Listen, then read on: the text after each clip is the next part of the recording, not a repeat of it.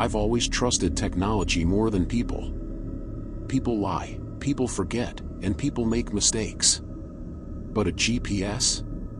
It's just math. It's supposed to be perfect. Cold. Calculated. I was driving to a remote property late on a Friday night, a foreclosed farm that my company wanted to flip for a quick profit. The fog was so thick it looked like gray wool pressed against my windshield. I was miles from the nearest gas station, surrounded by nothing but ancient trees and silence. That's when my GPS made a strange sound. It wasn't the usual polite ping. It was a digital glitch, a sharp, distorted noise that sounded almost like a human sob. The screen flickered violently, the map spinning in circles before it finally settled. A new destination appeared in glowing green text, the empty place. There was no street name. No house number. Just that cold, hollow name. I tried to cancel the route, but the screen stayed frozen. I laughed it off, thinking it was just a software bug. I kept driving. That was my first mistake. The asphalt road soon turned into a dirt path, and then into something different. The ground beneath my tires looked like crushed bone, white, jagged, and crunching with a sound that felt too loud in the dead of night. The further I drove, the more the trees seemed to lean in, as if they were trying to listen to my thoughts. My headlights started to flicker. My radio died, leaving nothing but static. Finally, I reached the end of the road. My headlights hit a small, wooden cabin standing alone in a clearing. It was an impossible structure, no windows, no chimney, no signs of life. Just a single door painted a bright, aggressive red. The GPS whispered in a voice that wasn't digital anymore. It was deep, rasping, and far too real. It said, "You have arrived. Please, leave the engine running." I stepped out of the car, and the cold air hit me like a physical blow. The silence was absolute.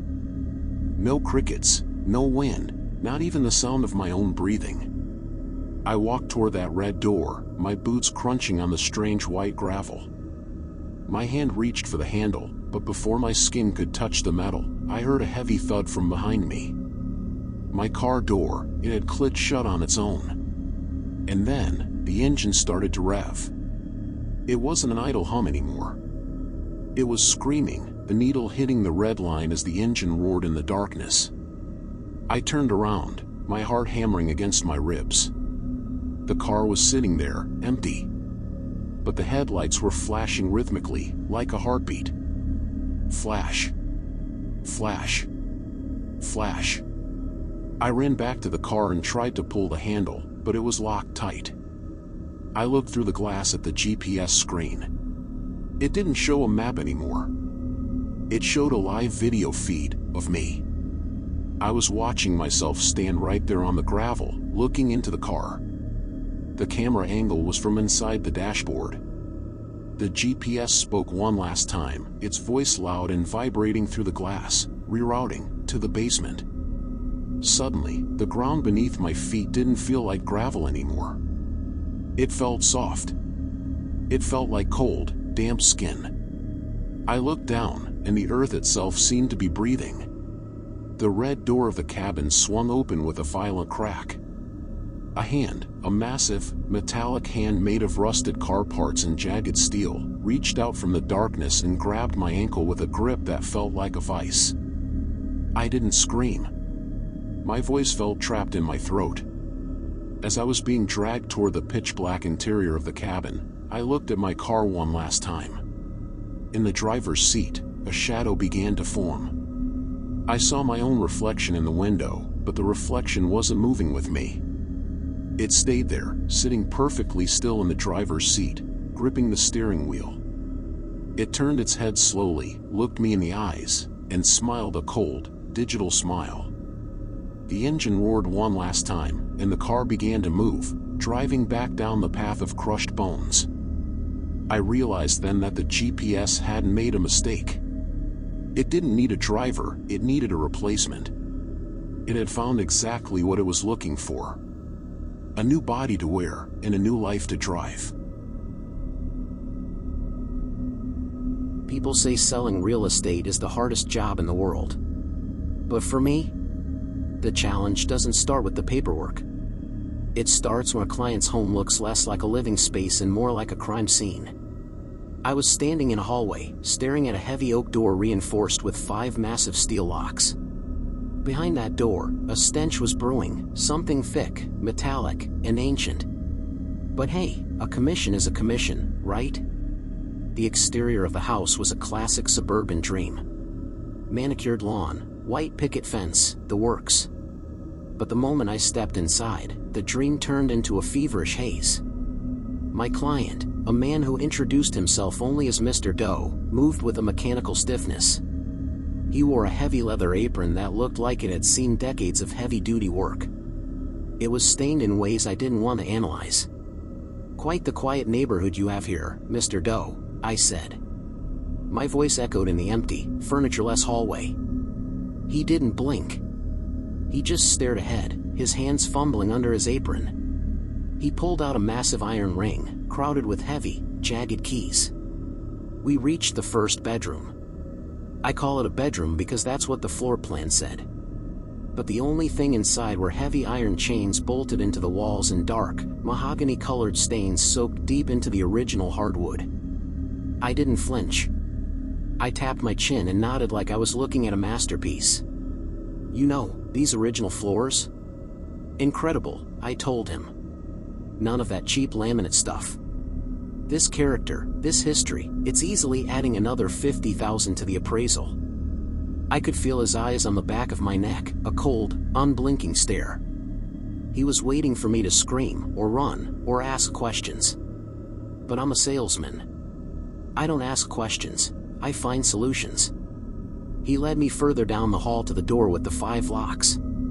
One by one, the metallic bolts slid back. Clack. Clack. Clack. Clack.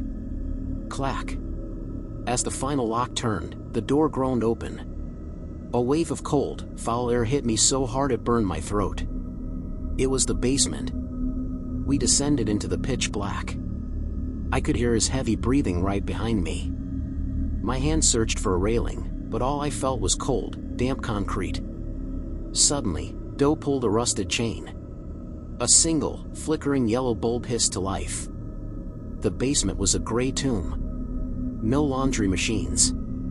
No Christmas decorations. Just several large, unidentifiable mounds piled in the corner, covered in heavy, oil-stained tarps. Dark fluids had pooled around the base, drying into a crusty obsidian. I took a breath, well, as much as I could without gagging, and turned to him with my $1,000,000 smile. "All right, so we have an unfinished basement," I said, gesturing toward the tarp-covered piles. "And a bit of a biological hazard issue. But you know what? It's no big deal. Our investors are going to demo this entire structure anyway. We'll just bring in a specialized cleaning crew before the bulldozers arrive. It's a clean slate, Mr. Doe. A gold mine." For the first time, I saw a flicker of something in his eyes. Confusion? Respect? He realized that no matter how dark his secrets were, my greed was deeper. We walked back up to the living room. The sun was setting, casting long, bleeding shadows across the floor. I pulled out my iPad, the screen glowing bright and clinical in the gloom. "So, Mr. Doe, Fib Investments is prepared to offer you $500,000 cash. No inspections, no more tours. Just sign here, and you can walk away a very wealthy man." He signed. His handwriting was shaky, but the legal ink was bold. As I walked back to my car, the fresh evening air felt like a gift.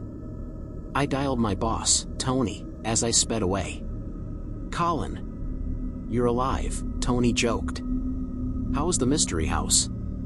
"Smooth as silk, Tony." The guy was a bit eccentric. Very into secure storage. "But the property is ours." "Any red flags?" Tony asked. "Just one," I laughed, looking at my reflection in the rearview mirror. I realized I need to deep clean my own apartment. Seeing that much empty space really inspired me. What can I say, Tony?